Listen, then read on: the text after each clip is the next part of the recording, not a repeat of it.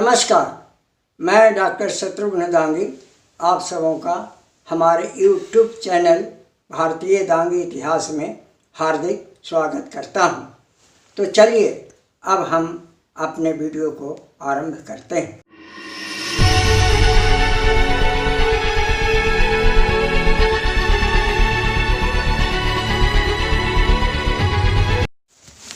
आज का विषय है मध्य प्रदेश के दांगी रीति रिवाज एवं परंपराएं।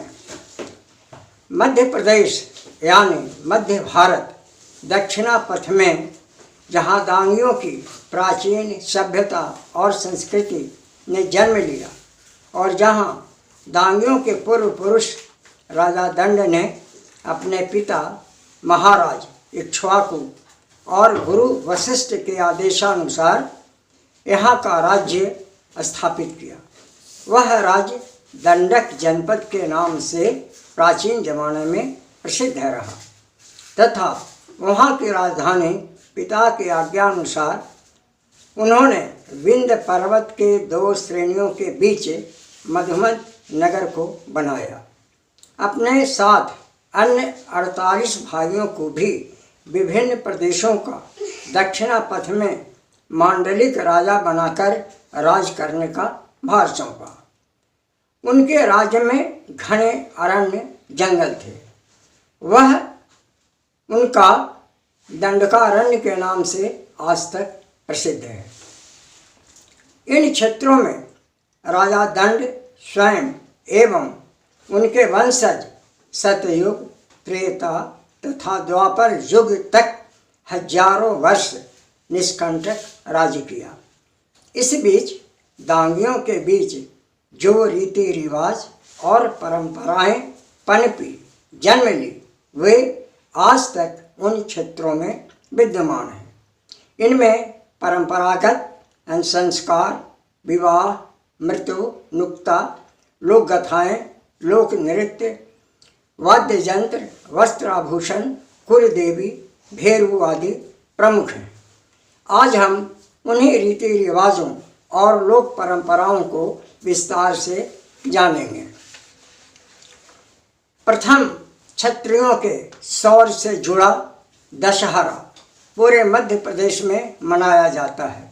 इस अवसर पर देवी दंगेश्वरी व दंतेश्वरी की पूजा बड़ी धूमधाम से होती है। देवी दंगेश्वरी बस्तर की संरक्षिका के रूप में पूजित हैं।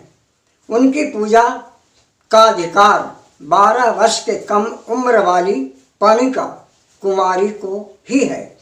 उसे विशेष परिधान पहनाया जाता है जिसे ममिया चाचा पुरोहित का कार्य करते हैं। वे धूप नैवेद्य चढ़ाकर मंत्र का पाठ करते हैं। तत्पश्चात समूचा वातावरण भक्तिमय बन जाता है और लड़की देवी का रूप धारण कर लेती है। अलौकिक शक्ति और रूप प्रकट उनमें हो जाता है। तब उसका पुरोहित से अनुष्ठानिक विवाह किया जाता है। दूसरे दिन दंगेश्वरी माई के मंदिर में कलश स्थापना कार्य किया जाता है जो 9 दिनों तक स्थापित रहता है। इस कार्य के लिए हलवाई जाति का एक व्यक्ति चुना जाता है जिसे 6 फीट गड्ढे में एक आसन लगाकर बैठना पड़ता है। गड्ढे के बीच में एक वेदी बनाई जाती है और उसमें गेहूं भरा जाता है। इसका अर्थ यह माना जाता है कि जोगी राजा की ओर से तप करे और सभी विपत्तियों से राजा की मुक्ति दिलाए।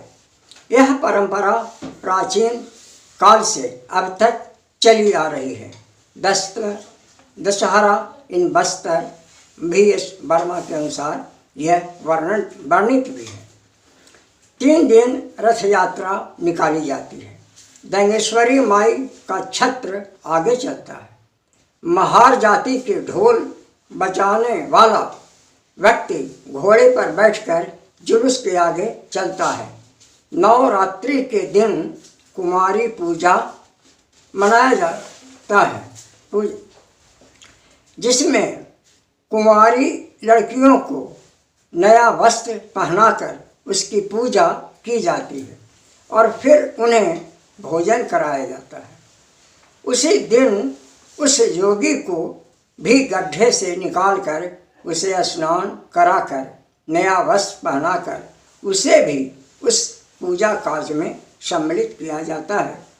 विजयादशमी के दिन नए काठ से निर्मित रथ पर देवी दंगेश्वरी को रखकर जुलूस निकाला जाता है, जिसे दंगवाड़ा के डांगी राजा से जुड़े दंडामी माड़िया नामक आदिवासी उस रथ को खींचते हैं।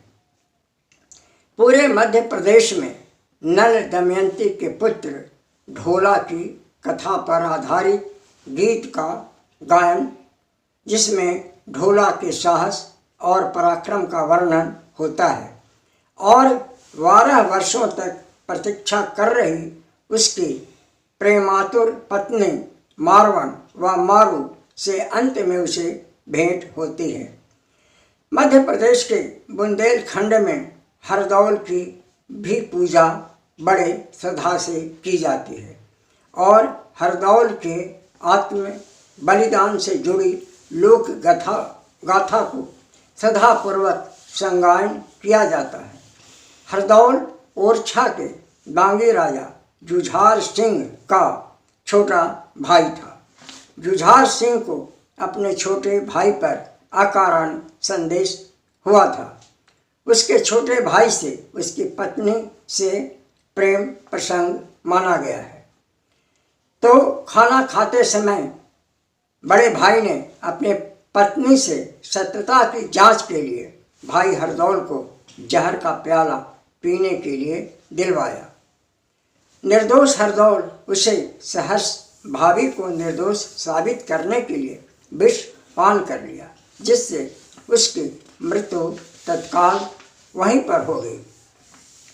अपनी भाभी के चरित्र को बचाने के लिए उस पर आँच न आए को हरदौल ने जो आत्म बलिदान किया वह कुछ ही समय में देवता की तरह पूज्य हो गया। सभी घरों में हरदौल की आज पूजा बड़ी श्रद्धा से की जाती है।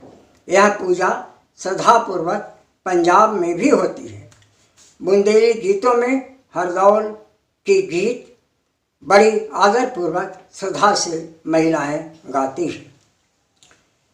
निवाड़ प्रदेश में डांगियों का विश्व प्रसिद्ध डांडिया नृत्य को स्त्रियां गोलाई में गति देती और गाती हैं।